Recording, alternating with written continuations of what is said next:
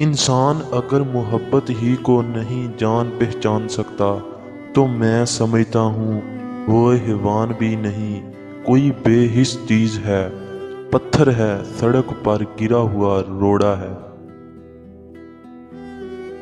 عورت کے لیے ضروری ہے کہ گناہ کرنے سے پہلے وہ خود پر ترس ضرور کھائیں، کیونکہ گناہ کرنے والی عورت کو توبہ کرنے کے بعد بس اللہ معاف کرتا ہے، لوگ معاف نہیں کرتے۔ جس مذاق میں دو لوگ ہنسے اور تیسرے کے چہرے پر تکلیف کے آثار دکھائی دیں، وہ دراصل مذاق کرنا نہیں بلکہ مذاق اڑانے کے زمرے میں آتا ہے۔ محبت کے پیاسے لوگ مجازی خداؤں کے ساتھ ایک جھونپڑی میں بھی گزارا کر لیتے ہیں۔ جب کبھی اچانک دل اداس ہو جائے تو وہ روح کے مرمت کرنے کا لمحہ ہوتا ہے، اور سنا ہے کہ توبہ کرنے سے روح کی مرمت ہو جاتی ہے۔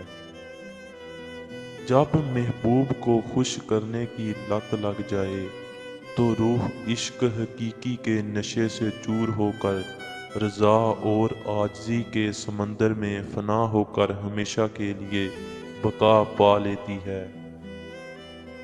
کسی کی ذات کے ساتھ اتنا ہی برا کریں جتنا کل کو اپنی ذات کے لیے سہ سکیں، مکافات عمل اٹل ہے۔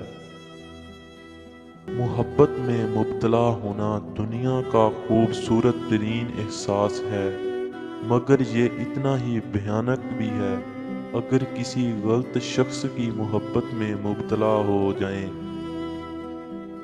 یہ مت سمجھو کہ خاموشی رضا ہی کی علامت ہوتی ہے، یہ تھکاوٹ کی، صبر کی، اچانک مزاج کے بدل جانے کی علامت بھی ہوتی ہے۔